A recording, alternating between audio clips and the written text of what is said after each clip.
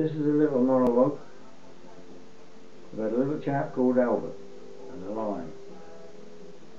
We think back to the 1940s, 30s, when there wasn't a lot of money around and there was no televisions and videos and the rest of it, and the typical day out was to the seaside, and that was the main social event.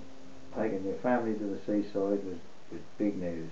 Now it doesn't appear to be that way, but it was in them days. So think back to them days, and this is a poem about them days when money was tight and all the rest of it, and a little chap would be taken out to the seaside by his parents. This is called The Lion and Albert. I'm going to say this in a slightly Blackpool accent because this is what it's about.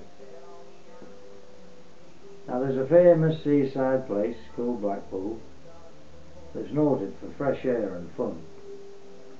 And Mr. and Mrs. Ramsbottom went there with young Albert, their son. He were a grand little lad, were Albert, all dressed in his best, quite a swell.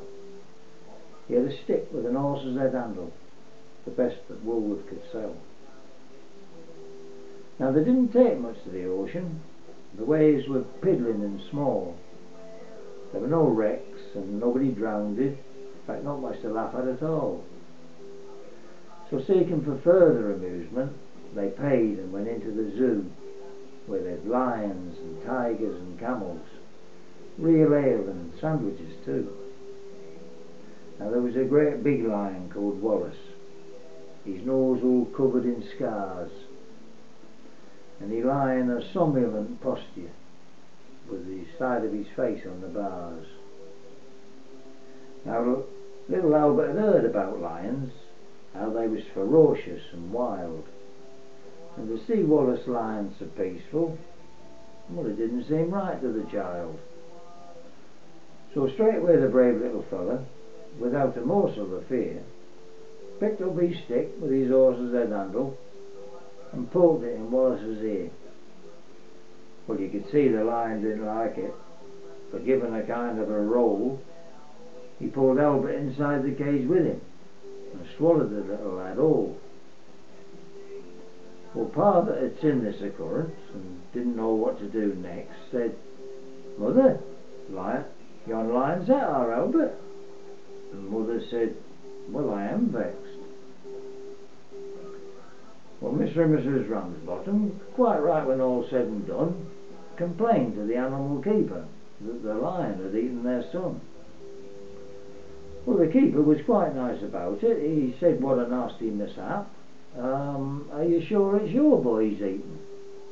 Pa said, "I'm sure, there's his cap." Well, the manager had to be sent for. He came and said what's to do. Pa said, "Yon lion's at our Albert, him in his best Sunday clothes too." And Mother said, "Aye, what's right's right, fella. I think it's a shame and a sin that one of them lions is at our Albert after we paid to come in." Well, the manager had to be sent for. He came and said what's to do. Pa said, "Lion's at our Albert, him in his best Sunday clothes too." Well, the manager wanted the trouble. He took out his purse straight away. He said, "How much to settle the matter?" And Pa said, "Well, what do you usually pay?" Well, at this Mother got a bit awkward when she thought where her Albert had gone. She went, "No, someone's got to be summoned," and that was decided upon. So off they all went to the police station in front of a magistrate chap.